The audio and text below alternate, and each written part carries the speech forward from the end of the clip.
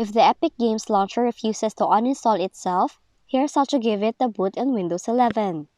So firstly, close Epic Games background processes by opening Task Manager, go to Processes tab,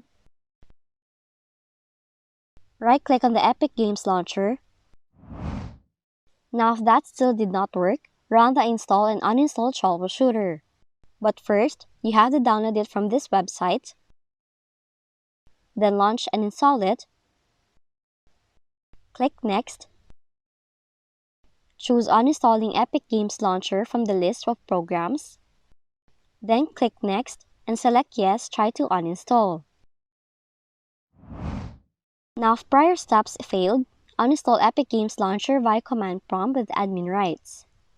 Just run the command prompt with admin rights, type in WMIC, press Enter, then copy and run the following command.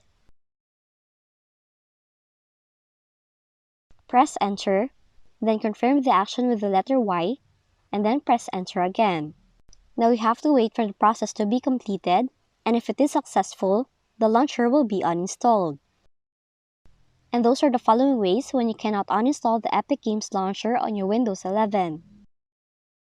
If you found this video helpful, kindly like and subscribe. You may also click and turn on the notification bell so you can be notified from whenever we release new videos.